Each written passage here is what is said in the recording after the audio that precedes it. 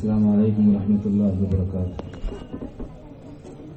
بسم اللہ الرحمن الرحیم. الحمد للہ رب العالمین والصلاة والسلام علی سید الانبیاء والمرسلین وعلی آلہ وصحبہ اجمعین.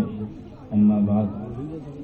اللہم صلی علی سیدنا مولانا محمد وعلی آل سیدنا مولانا محمد مبارک وسلم. آج کے اس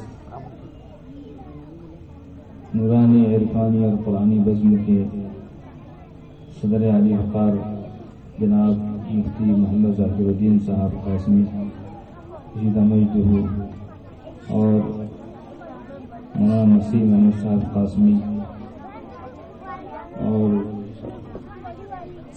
اسٹیج پر تشریف فرما تمام علماء کرام، بزرگان محترم اور برادران عزیز، بہت کم وقت میں کچھ دو تین باتیں کہہ کر مجھے اپنی جگہ لینی ہے. آپ بہت دیر سے طلباء کا پروگرام سماعت کر رہے تھے اور آپ نے طلباء کو خوب نوازا بھی. جب وہ قرآن کریم کی تعلیم پر خرچ ہوتا ہے اور لوگ داد و دہیش سے کام لیتے ہیں تو اس وقت امید بڑی بنتی ہے اور نا امیدی کے بند ٹوٹ جاتے ہیں. ہمارے شہر کے لیے جو برسہ برس سے صوفیہ اور اہل اللہ کا مسکن رہا، مستقر رہا، یہ انتہائی مبارکباد کا مستحق لمحہ ہے کہ جب ہم قرآنی بزم پر اپنے جیب خالی کر رہے ہیں.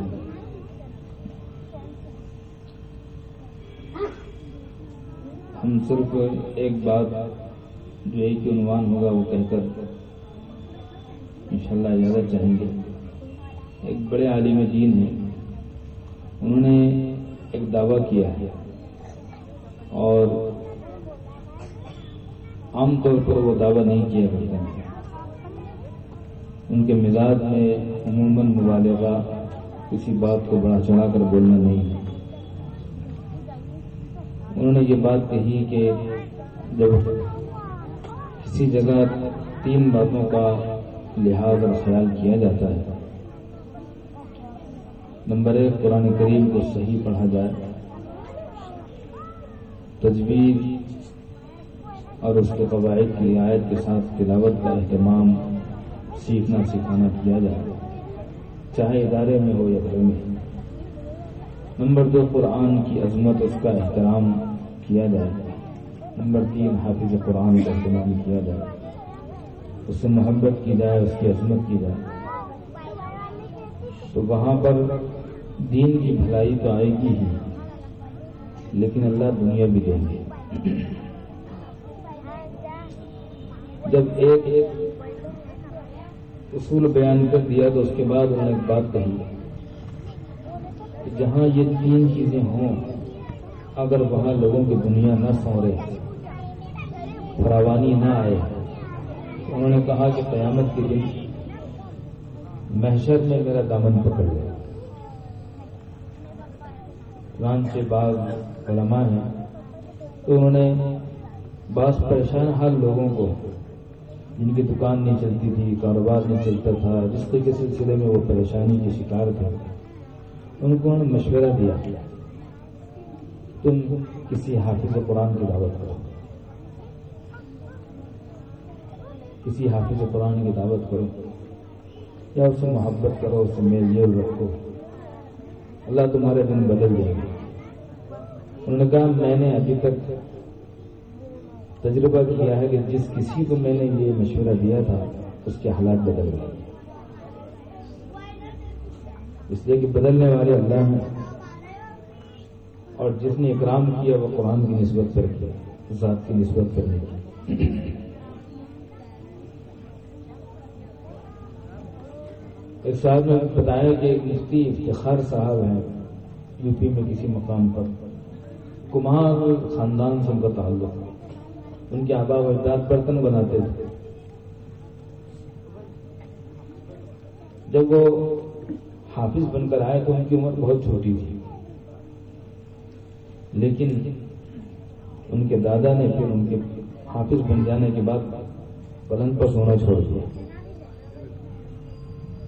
اور جب وہ مولوی اور مفتی بن کر آ گئے تو ایک مرتبہ انہوں نے دادا کی چیلم بھرنے کے لیے اٹھا لی، میں بھر کے لاتا ہوں، تو دادا نے رو دیا، کہا کہ بیٹا ایک زمانہ تھا کہ تو میرا صرف پوتا تھا، آج تو صرف میرا پوتا نہیں بلکہ اللہ کے نبی کا نائب بن چکا ہے، اب میں تجھ سے یہ کام نہیں لے سکتا، اب تو میرے سر کا تاج ہے۔ کیرانہ کا واقعہ ہے، یہ کیرانہ میں رہتے ہیں، انہوں نے لکھا ہے کہ اس کیرانہ شہر میں جا کر پوچھ لو کہ اس پورے شہر میں سب سے زیادہ عزت والا خاندان کون سا ہے، وہی خاندان ہے جس خاندان میں مفتی افتخار صاحب کی عزت کی گئی، دادا نے احترام کیا۔ ایک صاحب وہ پلنگ پر سوتے تھے، گھر کے سب لوگ نیچے سوتے تھے، پوتا حافظ ان کا جب آ گیا اس دن سے انہوں نے پلنگ پر سونا چھوڑ دیا اور یہ کہا کہ بیٹا تو میرا پوتا نہیں، تیرے سینے میں اللہ کا قرآن ہے، اب میں تجھے نیچے سلا کر خود اوپر سونے کی جسارت نہیں کر سکتا۔ ایک بچہ عالم بن کر آیا، بڑے بڑے اداروں سے بڑے اساتذہ کے اس کے لیے بڑے اچھے ریمارک اور تبصرے، بڑے اچھے خیالات، ہم بہت پریشان سے سوچ رہے تھے کہ آخر یہ اچانک یہ چیز کہاں سے آئی ہے۔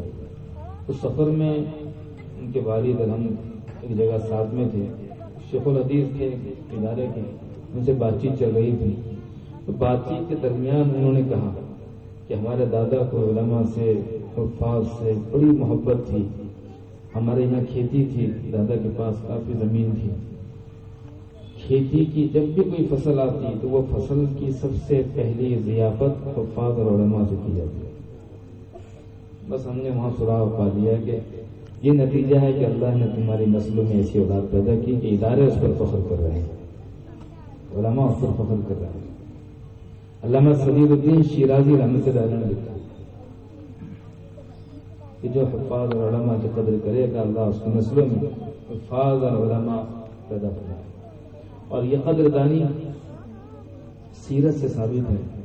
غزوہ احد میں 70 جلیل القدر صحابہ شہید ہوئے، جس میں آپ علیہ السلام کے حقیقی چچا حضرت حمزہ رضی اللہ عنہ بھی شہید ہوئے۔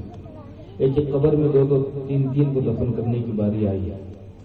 صحابہ نے پوچھا کہ یا رسول اللہ صلی اللہ علیہ وآلہ وصحبہ وسلم سب سے پہلے کس کو دفن کریں؟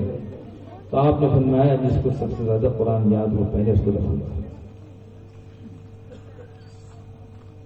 عہدے کی ذمہ داری تقسیم کرنے کی نوبت آئی، امام بنانے کی ذمہ داری کی نوبت پیش آئی، امیر بنانے، قافلے کے سپہ سالار بنانے کی نوبت پیش آئی، تو آپ نے فرمایا جس کو زیادہ قرآن یاد ہو اس کو ذمہ دار بنائیں۔ وہ عالم دین نے کہا کہ جہاں جس ادارے جس گھر میں یہ 3 چیزیں ہو وہاں اگر فراوانی نہ آئے تو محشر کے میدان میں میرا دامن پکڑے۔ ہم چھوٹی چھوٹی مثالیں دے کر جلدی رخصت ہوں گے۔ پانی پت ایک شہر ہے جو دلی کی طرح بارہا اجڑا اور بسا، اینٹ سے اینٹ بجا دی گئی، سن 47 میں کھنڈر بن گیا، لیکن اللہ نے وہاں کے لیے ایک شخصیت پیدا کی، قاری فتح محمد۔ اس نے قرآن کو پڑھا اور بہت ڈوب کر پڑھا، مزہ لے کر پڑھا، اتنا جھوم جھوم کر وہ قرآن پڑھتے تھے کہ لوگ قرآن سننے کے لیے دور دور سے آتے تھے۔ ان کا لہجہ پانی پتی لہجہ کہلایا ہے۔ اللہ نے ان کی آواز میں سوز، ایسا ساز، ایسی محبت شیرینی بخشی تھی کہ مدینہ منورہ اور مکہ مکرمہ سے قاری حضرات ان کی تجوید اور قراءت سننے اور سیکھنے کے لیے آئے جاتے تھے۔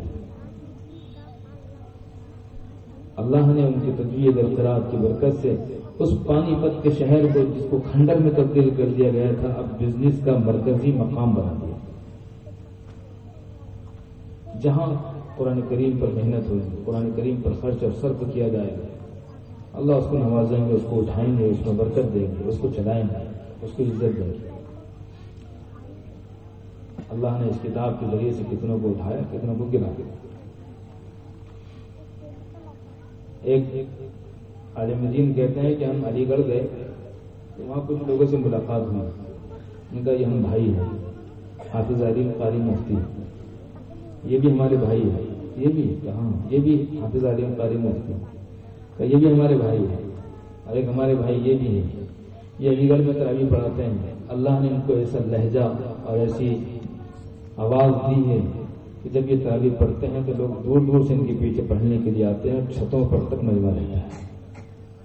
انہوں نے بتایا تم سب کے سب 6 کے 6 7 بھائی ہیں، آپس میں بھائی ہیں، سگے بھائی ہیں. انہوں نے کہا ہم 7 سب کے سب بھائی ہیں. کہا آپ 7 بھائی ہیں؟ 7 کے ساتھ تو حافظ علیم قاری مفتی ہیں. جی نہیں، ہم 7 نہیں ہیں، ہم کل 10 بھائی ہیں. اور 10 کے 10 کہاں؟ ہاں 10 کے 10 حافظ علیم قاری مفتی. انہوں نے کہا آپ کے والد صاحب؟ ہمارے والد صاحب حافظ علیم قاری مفتی. آپ کے چچا ہیں؟ کہاں چچا ہیں؟ چچا بھی حافظ علیم قاری مفتی. کہا آپ کو دائیں ابا؟ کہا ہمارے بڑے ابا بھی ہے. کہا وہ بھی حافظ علیم قاری مفتی. انہوں نے کہا کتنے حافظ علیم قاری مفتی ہیں؟ تو انہوں نے کہا ہمارے دادا کی اولاد میں 73 حافظ قرآن ہیں. پوچھنے والے نے، سننے والے نے کہا ایسا لگتا ہے کہ شاید آپ کے دادا جان کسی بڑے مدرسے کے محتمم رہے ہوں گے. کہا نہیں، وہ تو پڑھنا لکھنا بھی نہیں جانتے تھے، انگوٹھے بہادر تھے. وہ مزدور تھے، مزدوری کرتے تھے، لیکن ایک مرتبہ پھر گر گئے، لقبہ ہوا، فارغ ہوا. وہ مزدوری، محنت، مشقت کرنے کے قابل لائق نہیں رہے. پھر انہوں نے ایک چھوٹی سی ٹوکری میں سبزی رکھ کر بیچنا شروع کی. ایک دن وہ سبزی ٹوکرے میں لے کر بیچ رہے تھے، سامنے سے کوئی بچہ قرآن لے کر مدرسے سے آ رہا تھا. اس کے چہرے پر انوارات تھے. انہوں نے اس کو بلایا، اس کو پوچھا بیٹا کہاں سے آ رہے ہیں؟ کہا قرآن پڑھ کر آ رہا ہے. کہا اللہ کا کلام پڑھ کر آ رہا ہے؟ یہ کہہ کر اس کا ہاتھ پکڑا اور ہاتھ پکڑ کر چومنے لگے. کہا تم ہمارے اللہ کا کلام پڑھ کر، تم ہمارے اللہ کا کلام پڑھ. بہت دیر تک اس کو چوما، اس سے پیار کیا، محبت کیا. وہ بچہ چلا گیا. اللہ کا کرنا 3-4 دن کے بعد 3-4 بچے ایک ساتھ آ رہے تھے، اس میں وہ بچہ بھی تھا. پھر انہوں نے دیکھا ان کو بلایا، کہاں سے آ رہے ہیں؟ کہا مدرسے سے. تو تمہارا مدرسہ کہاں ہے؟ ہمارے یہاں پہ جی نے ایک چھوٹا سا کمرہ لے کر رکھا ہے، وہاں پڑھاتے ہیں، نہیں آنا جانا کرتے ہیں. ابھی تم قرآن پڑھ کر آ رہے ہو؟ کہاں قرآن. انہوں نے پھر اپنا سبزی کا ٹوکرا نیچے رکھا اور بچوں کے ہاتھ باری باری چومنے لگے اور یہ کہتے تھے کہ تم ہمارے اللہ کا کلام پڑھ کر آ رہے ہو، تم میرے اللہ کا کلام پڑھ کر آ رہے ہو. پھر اس کے بعد وہ موٹے موٹے آنسوؤں سے رونے لگے اور یہ کہا کہ بچوں دعا کرو کہ یہ نعمت نہیں، نعمت، یہ نعمت ہمارے بھی خاندان میں منتقل ہو. پھر اس کے بعد لوگوں نے دیکھا کہ انہوں نے سبزی کا ٹوکرا اس چھوٹے سے کمرے کے سامنے رکھ کر بیچنا شروع کر دیا. تو کسی نے ان سے کہا کہ بازار میں سبزی بکتی ہے، لوگ آتے ہیں، آپ نے یہاں لا کر بیچنا اور بیٹھنا شروع کیا، یہاں کون آئے گا؟ تو انہوں نے کہا جس کے مقدر میں میری سبزی اور میرے مقدر میں جس کے روپیے ہوں گے وہ یہاں پہنچ جائے گا، سبزی اس کے گھر میں چلے جائے گی، پیسے میرے جیب میں آ جائیں گے. لیکن میں یہاں جو بیٹھا ہوں صرف اس لیے بیٹھا ہوں کہ چاہے میری سبزی بکے یا نہ بکے، یہاں بیٹھنے سے قرآن پڑھنے والوں کے چہرے تو نظر آتے رہیں. یہ احترام تھا، یہ محبت تھی، یہ قدر تھی کہ اللہ نے ایک مزدور کے نسل میں، ایک مزدور کے گھر میں 73 حافظ قرآن پیدا کر. 73 حافظ قرآن. جہاں حافظ قرآن کا ادب ہوگا، احترام ہوگا، اللہ اس کو نوازے، برکتیں دیں گے، خوب نوازیں گے، خوب اٹھائیں گے. جہاں قرآن کا احترام ہوگا، جہاں قرآن کا تقدس محفوظ اور معمول ہوگا، وہاں برکتیں آئیں گی، اس گھر میں فراوانی آئے گی. اللہ دنیا خوب دیں گے، کمی نہیں آئے گی. اللہ خوب دنیا سے نوازیں گے. جس گھر میں ایک شخص تھا جو شرابی تھا، شراب کے نشے میں مست رہتا تھا، اور عجیب بات یہ ہے کہ شراب کا نشہ اترنے سے پہلے دوسرا جام چڑھا لیا کرتا. ایک مرتبہ وہ راستے سے جا رہا تھا ایک پرزہ اسے زمین پر پڑا ہوا دیکھا تو ڈولتے ہوئے گرتے پڑتے ہوئے اس کو اٹھایا. اس پر لکھا ہوا تھا بسم اللہ الرحمن الرحیم. اس نے اٹھایا, اس کو چوما اور بار بار سینے سے لگاتا تھا, پیشانی پر لگاتا تھا, چومتا جاتا تھا, آنکھوں پر لگاتا تھا شرابی, لیکن یہ کہتا تھا میرے اللہ کا کلام ہے, میرے اللہ کا کلام ہے, میرے اللہ کا کلام ہے. مولانا واضح رشید صاحب دلوی مرحوم انہوں نے کتاب لکھی ادب اہل القلوب, اس میں لکھا 2 روپئے اس کے پاس تھے, اس نے 1 روپئے کا کپڑا 1 روپئے کا عطر لیا بازار سے, گھر اسی طرح ڈولتے ہوئے گرتے پڑتے ہوئے پہنچا. وہاں جا کر اس نے اس کا کاغذ کو دھویا, اس کو عطر لگایا, اس کو کپڑے میں لپیٹا اور اس کو اپنے گھر کے اوپر کسی طاق اور محراب میں رکھا اور دونوں ہاتھ باندھ کر اس طرح اس کو دیکھنے لگا میرے اللہ کا کلام ہے, میرے اللہ کا کلام ہے, میرے اللہ کا کلام ہے. رات سویا, خواب دیکھا, کسی نے یہ کہا تم نے ہمارے قرآن کا اکرام کیا, اب ہم تمہارا اکرام کریں گے. صبح ہوئی, اللہ نے توبہ کی توفیق بخشی, کسی اللہ والے کے ہاتھ میں ہاتھ دیا, محنت کی, مجاہدہ کیا, مشقت کی, راتوں کو جاگا, اللہ سے مانگا, مناجات میں خوب رویا. اتنی ترقی کی کہ امام احمد بن حنبل رحمۃ اللہ علیہ جیسی شخصیت ان کے پاس دعا کی درخواست کے لیے آئے. بشر حافی ان کا نام ہے. حافی کہتے ہیں جس کے پیر میں چپل نہ ہو, ننگا پیر ہو. جس وقت انہوں نے توبہ کی تھی اس وقت ان کے پیر میں چپل نہیں تھی, تو ان کے دل میں ایک خیال آیا کہ اللہ نے جب مجھے اپنا بنایا تھا اس وقت میری جو حالت تھی میں اس کو تبدیل نہیں کروں گا, میں کبھی چپل نہیں پہنوں گا. اللہ نے اس شرابی شخص کو جو کبھی ہوش میں نہیں رہتا تھا اس کو اللہ نے اتنا اونچا اٹھایا کہ جس راستے سے ان کا گزرنا ہوا کرتا تھا, روزانہ جس راستے سے آنا جانا ہوتا تھا, ایسا لگتا ہے کہ اللہ نے پرندوں کو, چوپایوں کو, جانوروں کو یہ منادی کر دی ہو کہ دیکھو میرا بندہ بشر حافی ادھر سے آنا جانا کرتا ہے, اس لیے تم یہاں بیٹ مت کرنا. جس راستے سے وہ گزرتے تھے اس راستے پر کبھی پرندے نے, کسی جانور نے لید یا بیٹ نہیں کی. عمر بن عبد العزیز رحمہ اللہ کے زمانے میں امن آیا تھا. ایک گھاٹ پر بھیڑ اور بکری پانی پیا کرتے تھے. اچانک بھیڑی نے بکری پر حملہ کیا تو جانور کے نقصان پر نہیں, چرواہے نے جنگل میں چیخ ماری کہ عمر بن عبد العزیز کا انتقال ہو گیا. کسی نے پوچھا جنگل میں رہ کر شہد کی خبر دیتا ہے, تو ان کے عمل کی وجہ سے یہ برکت تھی کہ بھیڑیا ایک ساتھ بکری کے ساتھ پانی پیتا تھا, اٹیک نہیں کرتا تھا. آج یہ اس کی ہمت ہوئی, میرا یقین ہے کہ وہ دنیا سے گئے. تحقیق کی تو وہی لمحہ تھا جب وہ وصال کر رہے تھے. ایک پرندے نے اچانک اس راستے پر جس سے بشر حافی کا گزر ہوتا تھا بیٹ کی, کسی نے چلایا بشر حافی کا انتقال ہو گیا. جب تحقیق کی تو پتہ چلا کہ وہی لمحہ جس وقت ان کی گزرگاہ کو ناپاک اور گندا کیا جا رہا تھا بشر حافی دنیا سے رخصت ہو رہے. بارہا لوگوں نے دیکھا امام احمد بن حنبل دوڑتے تھے اور ان کے سواری کی نکیل پکڑ کر چلتے تھے. کسی نے کہا کہ آپ اور وہ کہ یہ آدمی اللہ کے جام معرفت کے چڑھا چکا ہے. خواب میں دیکھا, کسی نے امام احمد بن حنبل کو پوچھا کہ بشر حافی کا کیا مقام ہے, تو ان کی جنت تو بہت آگے ہے.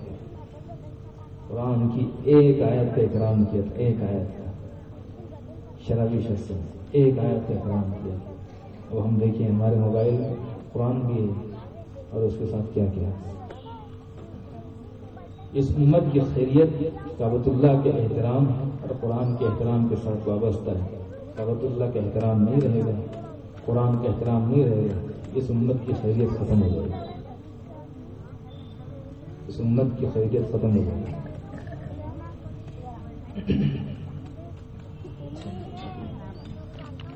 اگلی بات میں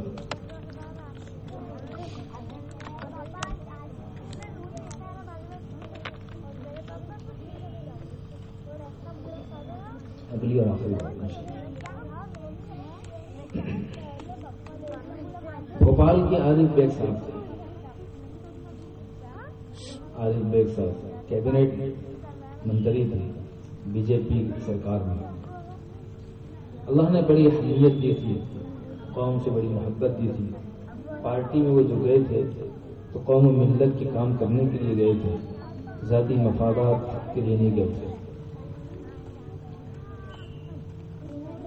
ان کی سچائی راست بازی کی وجہ سے ان کا پارٹی میں یہ اثر تھا کہ ان کی وجہ سے ان کی موجودگی میں اسلام اہل اسلام کے خلاف فیصلے رک جایا کرتے تھے. وہ پارٹی کے خرچ پر اللہ کا کلام تقسیم کیا کرتے تھے. پارٹی کی میٹنگ چل رہی ہوتی، عارف بیگ صاحب اسے موجود رہتے، مصلی ان کے ساتھ رہتا، نماز کا وقت ہو جاتا، میٹنگ جاری رہتی، یہ نماز مصلی بچھا کر نماز پڑھنے وہیں کھڑے ہو جائے گا. کبھی کسی نے برا بھی نہیں مانا، لوگ ان کا احترام بھی کرتے تھے، مان سمان بھی کرتے تھے.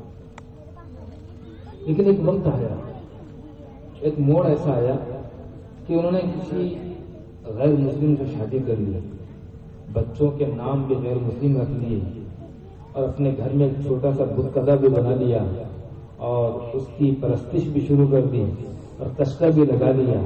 یعنی میر تقی میر کے الفاظ میں کشکا لگایا، دیر میں بیٹھا، کف کر کے اسلام کیا، سب چھوڑ چھاڑ. اس وقت دلی کے کچھ لوگ ان کے پاس، اہل اسلام کلمہ گو لوگ ان کے پاس گئے اپنا کچھ کام لے کر. تو جو بات انہوں نے ان سے کہی ہے اس کو سن کر اندازہ لگائیں کہ وہ کس لیول تک گر چکے تھے. انہوں نے ان سے کہا، آپ کو غلط فہمی ہو گئی ہے، آپ مجھے مسلمان سمجھ کر میرے پاس آ گئے. اندازہ لگائیں، جس شخص کا مسلح بی جے پی کی کیبنٹ میٹنگ میں نہیں چھوٹا کرتا تھا، وہ آدمی کتنا گر چکا ہے. آنے والوں سے کہہ رہا ہے کہ آپ کو غلط فہمی ہو گئی، اب میں وہ نہیں ہوں. لیکن تلکل ایام نداولها بین الناس، حالات بدلتے رہتے ہیں. زندگی کے آخر 3 سال جب ان کے باقی رہ گئے ہوں گے تو فالج ہوا، وہ گر گئے، چلنے پھرنے سے معذور ہو گئے، بستر پر پڑے رہ گئے. ان کے پاس ایک قاری صاحب ملاقات کے لیے آئے اور کہا کہ منتری جی میں آپ کو کچھ قرآن سناؤں. کہاں سنا؟ انہوں نے قرآن سنایا، چپ ہو گئے. منتری جی نے کہا کہ تھوڑا اور سنا. انہوں نے اور سنایا، پھر رک گئے. انہوں نے کہا اور سناؤ. انہوں نے اور سنایا. کہنے لگے قاری صاحب پڑھتے رہو، مجھے راحت مل گئی، اچھا لگ رہا، سکون مل گیا، آپ پڑھتے رہو. قاری صاحب پڑھتے رہے. منتری جی کہنے لگے سناتے رہو، مجھے سکون راحت مل رہی. حتیٰ کہ وہ تھک گئے، گھر چلے گئے. آدھی رات کو منتری جی نے ان کو بلایا. تو قاری صاحب آپ سنا رہے تھے، بہت رات میں رہی تھی، سنائیے. قاری صاحب نے قرآن تو سنا دیا، لیکن یہ سوچا کہ یہ منتری ہے، یہ کبھی بھی مجھے بلا سکتے ہیں، مجھے آنا پڑے گا، میں کب تک آؤں گا. انہوں نے ان سے کہا کہ دیکھیے، جو عرب حضرات رہتے ہیں ان کے تلفظ بہت پیارے ہوتے ہیں، اصل قرآن کی آواز ان کی ہوتی ہے. بعض عرب حضرات قرآن جب پڑھتے ہیں تو ہم بھی سنتے ہیں. میں بعض عرب حضرات کو جانتا ہوں، ان کی کیسٹ آپ کو لا کر دیتا ہوں، آپ کو سنیں، بڑا آرام اور راحت آپ کو ملے گی. انہوں نے لا دیا اور سنتے رہے، مسلسل کیسٹ سنتے رہے. حتیٰ کہ زندگی کے آخر 3 سال جو ان کے رہ گئے تھے اس میں سوائے قرآن سننے کی انہوں نے کوئی کام نہیں کیا. صرف قرآن سنتے، کوئی کام نہیں کیا. ان کے گھر والے کہتے ہیں کہ وہ کسی سے بات بھی نہیں کرتے. کبھی ایسا نہیں ہوا کہ انہوں نے قرآن کی کیسٹ جو چل رہی تھی اس کو بند کیا ہو پھر سوئے ہو. ہمیشہ سنتے سنتے ان کی آنکھ لگی، گھر والوں نے کیسٹ بند کی. دن بھر ان کا مشغلہ وہی تھا، صرف قرآن سنتے. گھر کے بعض لوگ ان کو اگر متوجہ کرنا چاہتے تو ان سے معذرت کرتے کہ اب میں صرف قرآن سننا چاہتا ہوں اور کچھ بھی. حتیٰ کہ بی جے پی کا رزلٹ آنے والا تھا الیکشن کا، تو کیبنٹ کے کچھ منتریوں کا وفد ان کے پاس آیا اور اس سلسلے میں ان سے بات چیت کرنے لگا. تو انہوں نے ان سے ہاتھ جوڑ لیے، کہا آپ مجھے کس دنیا میں دھکیل رہے ہیں، اب میں صرف اور صرف اللہ کا قرآن سنتے سنتے مرنا چاہتا ہوں. آپ دیکھیے پہلے کیا تھا، مسلح نہیں گرتا تھا، بعد میں کہا کہ آپ کو غلط فہمی ہوگی، اور آج یہ حال ہے. سورہ یاسین قرآن مجید ہے، اس میں ایک آیت ہے، بما غفر لی ربی وجعلنی من المکرمین یا لیت قومی یعلمون بما غفر لی ربی وجعلنی من المکرمین. قرآن ہے، سورہ یاسین کی آیت ہے. اب اس کو ایسا پڑھتے ہیں جیسا قرآن ہونا چاہیے. اب اس کو بنائیے قرآن کو قرآن کی طرح پڑھتا ہے. قرآن کریم کی یہ آیت ہے، قال يا ليت قومي يعلمون بما غفر لي ربي وجعلني من المكرمين. اے کاش میری قوم کو پتہ چل جاتا میرے اللہ نے میری کیسی بخشش کی اور مجھے کتنا نوازا. اور سنیے قال يا ليت قومي يعلمون بما غفر لي ربي وجعلني من المكرمين. کاش میری قوم کو میری اچھی حالت کی خبر ہو جائے. کیسٹ بج رہی تھی اس آیت پر پہنچی, کیسٹ بجتے بجتے یہ آیت بجی اور دم اکھڑ گیا, انتقال ہو گیا. عالم دین کے پاس ان کے چچا زاد بھائی سے ملاقات ہوئی تو انہوں نے پوچھا کہ ہم نے سنا ہے کہ اخیر عمر میں زندگی کے 3 سال انہوں نے صرف قرآن سنتا. ہاں سب جانتے ہیں, سب کو پتا ہے. کہ وہ کسی بات نہیں کرتے تھے, کہ کسی سے نہیں کرتے, صرف قرآن سنتے تھے. ہم نے سنا کہ قرآن میں سورہ یاسین بج رہا تھا, اس آیت پر انتقال تھا, سب کو معلوم. اسی آیت پر ان کی آخری سانس اکھڑی اور پھر وہ کیسے بند ہوئی اور ان کو سیدھا کیا گیا, انتقال ہوگا. انہوں نے کہا کہ سمجھ میں نہیں آیا کہ زندگی میں اتنے اتار چڑھاؤ نشے و فراز کیسے آئے. ایک آدمی کا مسئلہ نہیں چھوٹتا تھا, پھر اس نے کہا کہ تم کو غلط فہمی ہو گئی, پھر اس کے بعد قرآن سنتے سنتے دنیا سے رخصت ہوئے. کہ زندگی میں ان سے کوئی واقعہ پیش آیا, کوئی صورت پیش آئی, کوئی واقعہ آپ کے ذہن میں, آپ کی نگاہ کہاں ہمیں پتا کیا. ان کی ایک بہن تھی, اس کا نکاح تھا, اسے کپڑے خریدنے تھے. اپنی والدہ کو اور بہن کو لے کر وہ دلی چاندنی چوک گئے, وہاں کپڑے خریدا. اس زمانے میں زری کا کپڑا دلہن کے لیے خریدا جاتا تھا, وہ اعلیٰ اور بیش قیمت ہوتا تھا, وہ خریدا. وہ چاندی اور سونے کے تاروں سے بنا ہوا ہوتا تھا, اس کی قیمت کم نہیں ہوتی تھی. کپڑا کتنا ہی پرانا ہو جائے, سونے چاندی کی قیمت تو بڑھتی رہتی ہے. وہ پرانا ہو جاتا تو لوگ سونار کے پاس کپڑا لے کر جاتے, وہ جلاتا, کپڑا جل کر سونا اور چاندی بچ جاتا, اس کے پیسے کبھی خریدنے سے زیادہ مل جاتے. اس زمانے میں انہوں نے اپنی بہن کے بعد جو زری کا کپڑا خریدا, وہ سن 60 یا 70 کی بات ہے کہ 500 روپے میٹر کا خریدا. کپڑے خریدنے بہن کے ہو گئے تو ان کی والدہ نے ان سے کہا کہ بیٹا عارف, اپنے گھر میں قرآن ہے بیٹا, اور بغیر جلدان کے پڑے, جلدان کے واسطے بھی ذرا کپڑا لے لیتے. انہوں نے کہا ہاں ماں کپڑا لے لیتے جلدان کے واسطے. اس نے سیٹ سے کہا, سیٹ جی ایسا ہے, وہ ہمارا جو دھارمک گرنتھ ہوتا ہے نا قرآن بک, اس کے لیے ہم کو ایک کور سینا ہے کپڑے کا, اس کو ہم جلدان بولتے ہیں, اس کے لیے کوئی کپڑا بتائیے. انہوں نے کہا ہاں بتا دیا. انہوں نے کپڑا لایا, کپڑا ایسا یہ دیجیے. عارف بیگ صاحب نے کپڑا دیکھا, کپڑا چیک کیا اور قیمت پوچھی کہ سیٹ جی یہ کیا میٹر ہے, 60-70 کی بات ہے. انہوں نے کہا کہ 20 روپے. یہ سننا تھا کہ انہوں نے کپڑے کو گولا کیا, سیٹ کے منہ پر مار دیا. نالائق, میری بہن کے واسطے 500 روپے میٹر کا کپڑا اور اللہ کے کلام کے جلدان کے لیے 20 روپے میٹر کا کپڑا. وہ تھلا گیا ان کا جذبہ دیکھ کر. کہاں ٹھہرے ناراض مت ہوئے. اپنے نوکر سے کہا کہ دیکھو چابی لو, اب وہاں جا کر وہ جو نیچے کپڑا کل تھانا ہے وہ لے کر آؤ. وہ لا کر بتایا کہ اس سے مہنگا کپڑا مارکیٹ میں کہیں آپ کو نہیں ملے گا, یہ 700 روپے میٹر کا کپڑا ہے. اماں سے انہوں نے کہا کہ اماں اس جلدان کے لیے اتنا سا کپڑا لگتا ہے.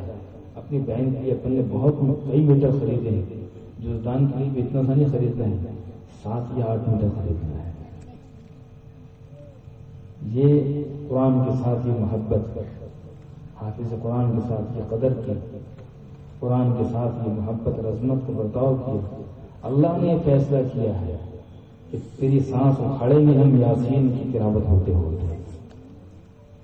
ہمارے یہاں کے قرآن کی عزت, حافظ قرآن کی عزت ہے, اور قرآن سے ہی پڑھا جائے انشاءاللہ العزیز. وہ عالم دین کہتے ہیں کہ اگر دنیا نہ سنور جائے تو قیامت کے دن میرا دامن پکڑے گا. قیامت کے دن میرا دامن پکڑ لے۔ ایک عالم دین تو کہتے ہیں کہ جو اللہ کے کلام پر مدرسوں پر مکتبوں پر جو خرچ کرتا ہے، اگر اس کو اللہ اس دنیا میں 10 گنا نہ دے دے تو میرا دامن پکڑ لے۔ بہت سعادت کی بات ہے ہمارے شہر کے لیے کہ اب ہمارے شہر میں اللہ کے کلام پر اتنا خرچ ہو رہا ہے۔ اللہ اس کو ہمارے لیے آپ کے لیے نیک پالی بنائے، ہم تمام کو قرآن سے وابستہ دی، اس سے محبت اور تعلق نصیب فرمائے۔ رمضان ہمارے سامنے ہے، رمضان میں سب سے اہم کام فرائض کے بعد قرآن کریم کی تلاوت ہے۔ قرآن کریم کی تلاوت، ایسے لوگ آج موجود ہیں جو روزانہ قرآن پڑھتے ہیں۔ 90 سال کی عمر کا ایک شخص آج موجود ہے جو روزانہ 10 پارے 30 سال سے پڑھ رہا ہے۔ 90 سال اس کی عمر، ایک چھوٹا سا بچہ ہے روزانہ 10 پارے پڑھ رہا ہے۔ اس مبارک مہینے میں دعاؤں کا اہتمام ہے۔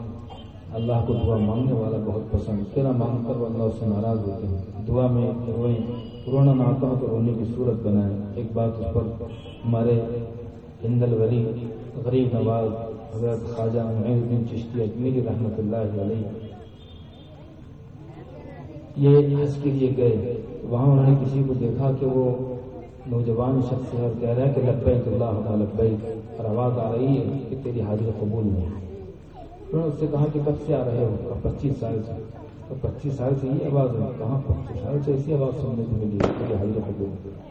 ان کا دل بہت دکھا، انہوں نے جا کر اللہ سے اللہ کے کعبہ پکڑ کر دعا کی، اللہ جوان ہے، 25 سال سے آ رہا ہے، نہ جانے کتنے جتن کتنی محنت کے بعد وہ یہاں پہنچتا ہوگا، اللہ اس کی حاضری قبول کر لیجیے۔ وہ نوجوان ہے، روتا ہے، اسے قبول کر لیجیے، قبول کر لیجیے۔